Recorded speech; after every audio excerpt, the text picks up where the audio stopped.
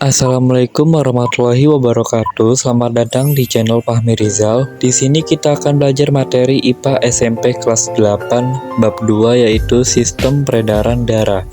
Disimak videonya yuk. Di sini kita akan pelajari apa itu sistem peredaran darah. Sistem peredaran darah adalah sistem sirkulasi suatu sistem organ yang berfungsi untuk memindahkan zat dan nutrisi ke sel. Sistem ini membantu stabilisasi suhu dan pH tubuh loh. Berikutnya yaitu struktur dan fungsi organ-organ peredaran darah. Yang pertama itu jantung. Jantung berfungsi untuk memompa darah ke seluruh tubuh melalui pembuluh darah. Tanpa jantung, darah tidak akan beredar. Nutrisi dari makanan yang kalian makan pun tidak akan mampu diedarkan ke seluruh tubuh kalian. Jantung manusia memiliki dari 4 ruang, yaitu 2 serambi dan 2 bilik. Serambi yang biasa disebut atrium berfungsi untuk menerima darah ke dalam jantung.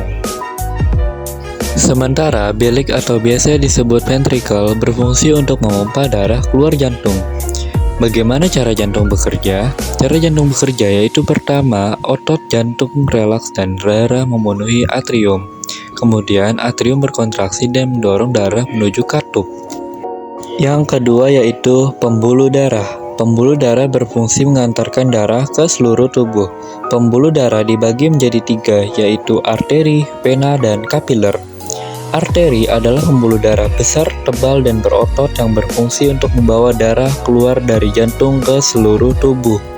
Vena merupakan pembuluh darah yang besar dan tipis, dan berfungsi untuk membawa darah dari tubuh kembali ke jantung.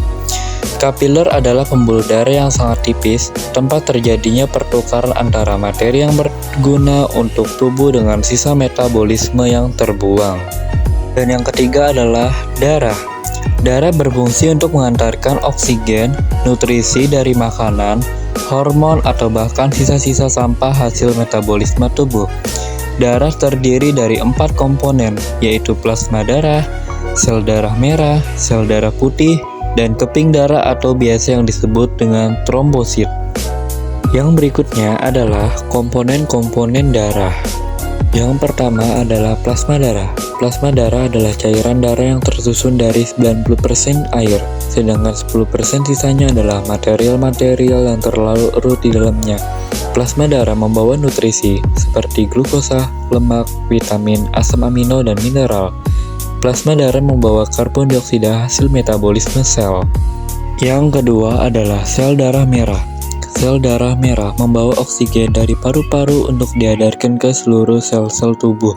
Sel darah merah diproduksi di sumsum tulang dan terbuat dari hemoglobin, yaitu sebuah protein yang mengandung besi yang mampu mengikat oksigen. Sel darah putih diproduksi di sumsum tulang. Sel darah putih berfungsi melawan kuman-kuman penyebab penyakit. Sel darah putih juga memiliki nukleus yang berukuran lebih besar. Umur sel darah putih pun bervariasi dan tergantung jenisnya.